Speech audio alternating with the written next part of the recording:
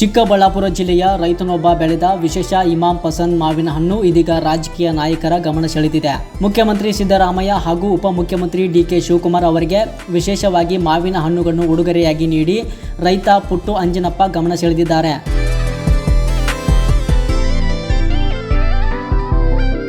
ತನ್ನ ಪರಿಶ್ರಮ ಮತ್ತು ಹೊಸತನದಿಂದ ಇಮಾಂ ಪಸಂದ್ ಮಾವು ಬೆಳೆದು ಸೈ ಎನಿಸಿಕೊಂಡಿದ್ದಾರೆ ರೈತ ಪುಟ್ಟು ಅಂಜನಪ್ಪ.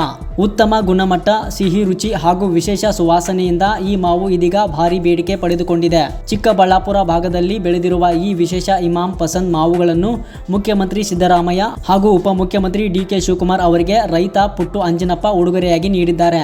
ರೈತನ ಈ ವಿಶೇಷ ಕಾಣಿಕೆಗೆ ನಾಯಕರು ಮೆಚ್ಚುಗೆ ವ್ಯಕ್ತಪಡಿಸಿದ್ದಾರೆ. ಕೃಷಿಯಲ್ಲಿ ಹೊಸ ಪ್ರಯೋಗ ಮಾಡಿ ಯಶಸ್ಸು ಸಾಧಿಸಿರುವ ಪುಟ್ಟು ಅಂಜನಪ್ಪ ಇದೀಗ ಇತರ ರೈತರಿಗೆ ಮಾದರಿಯಾಗಿದ್ದಾರೆ. ಉತ್ತಮ ನಿರ್ವಹಣೆ, ನೈಸರ್ಗಿಕ ವಿಧಾನ ಹಾಗೂ ಗುಣಮಟ್ಟದ ಬೆಳೆ ಮೂಲಕ ಕಡಿಮೆ ಜಮೀನಿನಲ್ಲಿ ಹೆಚ್ಚು ಲಾಭ ಪಡೆಯಬಹುದೆಂದು ಅವರು ತೋರಿಸಿಕೊಟ್ಟಿದ್ದಾರೆ.